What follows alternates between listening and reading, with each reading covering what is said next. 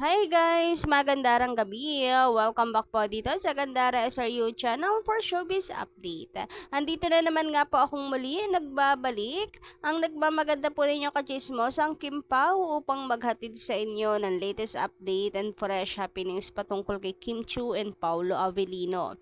And para nga po sa gabing ito ang tatalakayin natin at pag-uusapan ay may kinalaman dito po sa paayuda ni Kimi sa kanyang mga fans.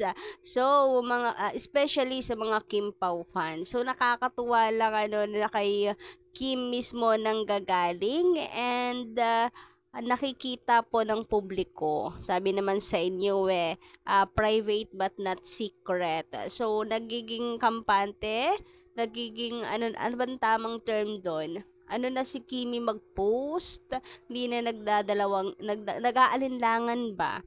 Sinisimulan na rin naman kasi 'di ba ni Vice na i-booking sila ni Paulo. So na uunti-unti naman na kampante at panatag na kumbaga ang Kim Pao si Kimi. Kaya ganoon. At tanggap naman based po sa mga reaction ng mga netizens. Tanggap naman sila ni Kim and Paulo lalo na't wala naman po guys hadlang, wala naman pong wala naman pong masama, wala namang natatapakang iba, no? Knowing Kimi, napaka-decente niya, so hindi rin naman siya gagawa ng mga bagay na alam niya ikasasakit ng kapwa niya babae. Naranasan na niyang iwan, ipagpalit, and masakit yon. Kaya parang ang pangit naman kung ikaw mismo, 'di ba, gagawa nun. Ipaparamdam mo yon sa kapwa mo babae, naranasan mo na rin ang matraidor. Alam mo yon. So, pati tayo, 'di ba, nagiging rin, panatag, kampante at alam natin na malinis ang relasyon ng Kim Pao. Uy, talaga namang dineclare na yung relasyon ng Kim Pao although wala pang confirmation kay Kim and Paolo talaga. Anyway, before that, yung paayuda ni Kimi sa mga fans, sa mga di pa po nakaka-subscribe dito sa ating channel, maaari lamang napindutin po ninyo ang subscribe button at ang notification bell para mag-updated po kayo at ma-notify tuwing may bago po tayong chika at balita hinggil sa Kim Pao. Basta po mga balita na may kinalaman kay Kim Chiu and Paulo Avellino, sagot na po natin yan. So, basahin nga po muna natin ang komento ni Madam Gertrudes de Mesa. Magandang gabi po sa inyo. Shout out kung nanonood po kayo ngayon. Maraming salamat sa pagtutok at pagsuporta sa Kim Pao. Sabi niya, ipinamamalita kasi ng mga punin nakasal na si Paulo at Janine sa group ng punin sa Messenger. Hoy, ano to? Bakit may pa-GC? Di kasi ano pa dito? Dati kasi akong punin, pero tinanggal ako ni Alons. Sino pong Alons? Kasi nakikinig lang ako sa mga pinagsasabi nilang chismis. Ay, baka po natunugan sabihin, ay may espiya dito sa atin kaya sinipa kayo, Gertrudes. Anyway, dati po pala kayong punin. So ano yung nakapagpabago ng isip niyo to switch to Kim Pao na lang? Natotoxic na rin ba kayo sa samahan? Well, walang masama pong humanga kay Janine and kay Pao kung kayo po ay punin. Pero yung pagdating sa paninira naman na kay Kim Chiu, parang ibang usapan naman na yon. About naman sa sinasabi po ninyo na pinag-uusapan at pinagkakalat nila na totoong mag-asawa si Jay at saka si Pao. Ay, iba. Ibang level na po ata yun, So, may ganun pala talaga. Akala ko yung mga post lang talaga sa FB ng mga page, nagpapaboost ng kanilang mga marites page. Pero, totoo pala na mayroon pang GC na ganito. So, tayo naman guys, aminado tayo, na dilulo lang natin. Mayroon tayong mga dilulo, kunyari ganto, ganyan. Parang lang to pang ulit lang kay Kim and Paulo. Pero yung maniniwala ka talaga na kasal, mag-asawa na yung dalawa, ibang level naman na po ata yun. As in, naniniwala ka, sarado yung utak mo doon, ay ibang level yun.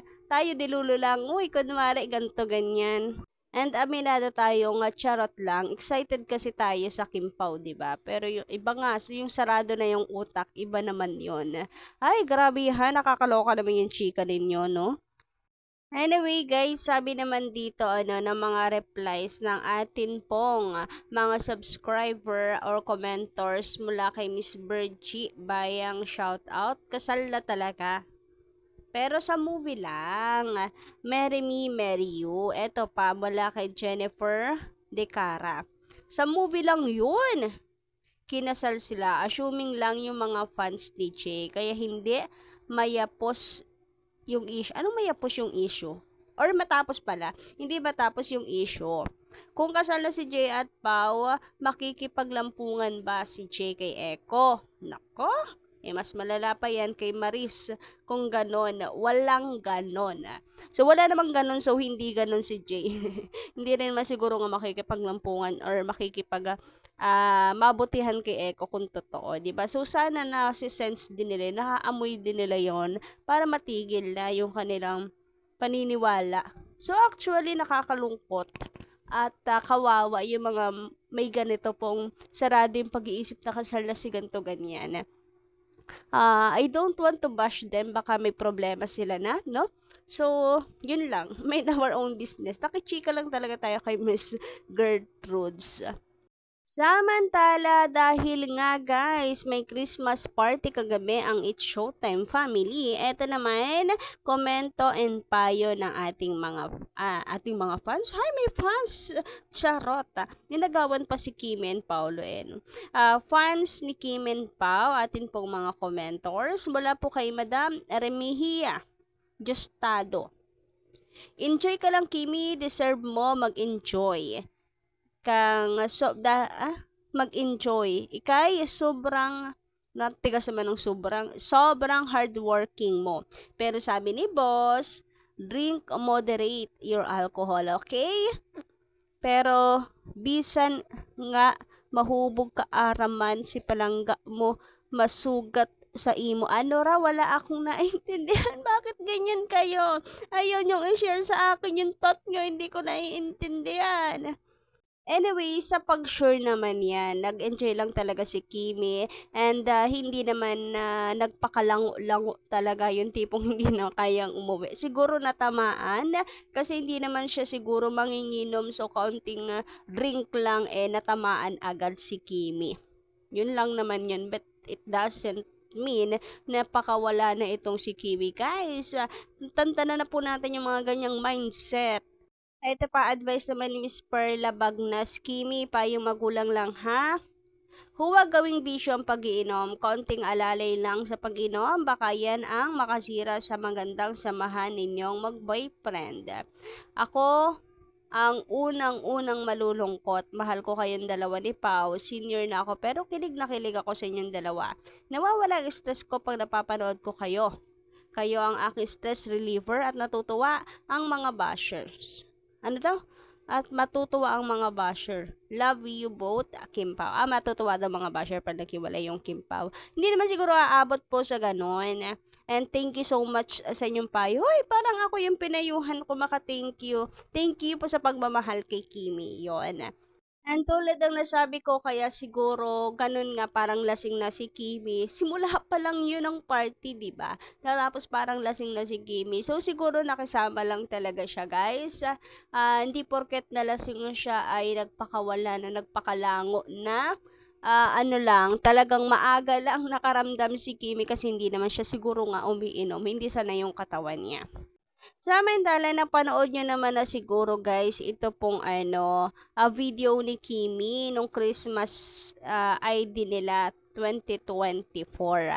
So, ito nga po yung mga BTS. Ayan, makikita nyo, bidang-bida sila dyan ni Papi Paulo. And, grabe, para akala ko promise tong hand sign na yan nilang dalawa ni Papi. And, nakakakilig dito is kita mo talaga na happy feel.